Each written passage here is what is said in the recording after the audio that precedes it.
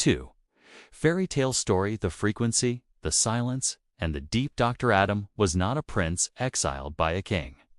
He was a revolutionary bioacoustic engineer, exiled by a scientific community that ridiculed his theories. His magic flute wasn't made of bamboo. It was a sophisticated sonar transmitter he called the Orca Protocol.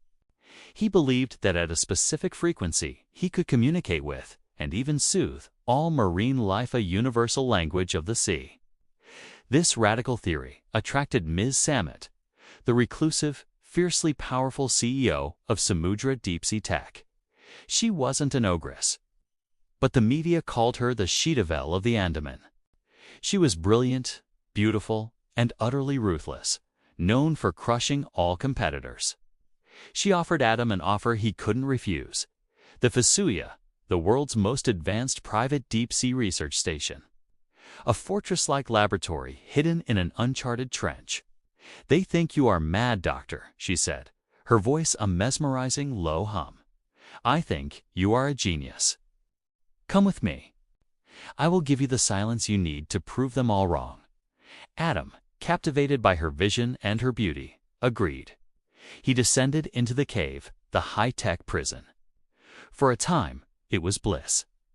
Their shared isolation and intense work forged a powerful bond. They became lovers, and soon, their son, Siren, was born, a child who knew only the blue-lit corridors of the Fasuya. But paradise soured. Adam realized Samet's love was total possession. She had cut off all his contact with the surface world. She wasn't his patron. She was his jailer. His flute wasn't for research. She was weaponizing it. One night, Adam discovered her true form, accessing her private servers. He found she was using his soothing frequencies to create devastating, targeted sonic weapons capable of disabling entire naval fleets or causing localized tsunamis to manipulate coastal markets. The Fasuya station wasn't a lab, it was an armory. The beautiful CEO was indeed an ogress Nangyak of the modern age, ruling her dark, watery kingdom. He knew he had to escape, not just for himself, but for his son. His only hope was a series of encrypted messages he'd been sending out using his own Orca protocol.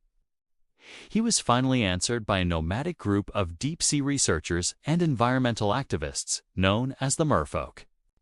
They weren't half fish, but humans who had adapted to live almost entirely at sea, using advanced rebreather technology and small, silent submersibles. Their leader, Myra the mermaid, a young woman whose family had protected these waters for generations, agreed to help. She, her father, and her brother had been fighting a covert war against Samudra's pollution for years. The escape was set for the night of a deep-sea volcanic vent eruption, which would mask their thermal signature. Siren, now a teenager, torn between his parents, finally chose freedom after Adam showed him data proving Samet was responsible for the destruction of the marine ecosystems he loved. As they fled in a small research sub, Samet's rage was terrible. "You cannot leave me." Her voice boomed over the comms, no longer seductive, but a distorted digital roar. She unleashed her fleet of silent, autonomous hunter-killer drones. They were cornered. As the drones closed in, the merfolk fleet, led by Myra, intercepted them, drawing fire. But Samet's flagship, a colossal black submarine, emerged from the abyss. Weapons were locked. It was then Adam used his flute. He didn't fire a weapon. He broadcast his masterpiece, the true Orca protocol.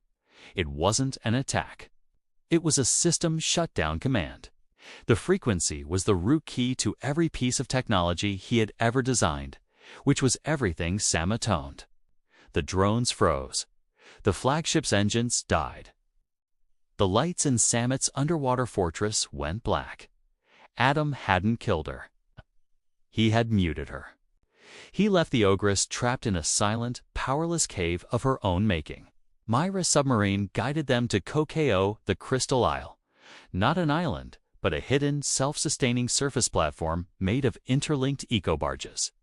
As Adam and Siren stepped out, feeling the sun and the wind for the first time in years, Adam looked back at the ocean. He was free, but he knew the ogress of the deep was not defeated, only waiting.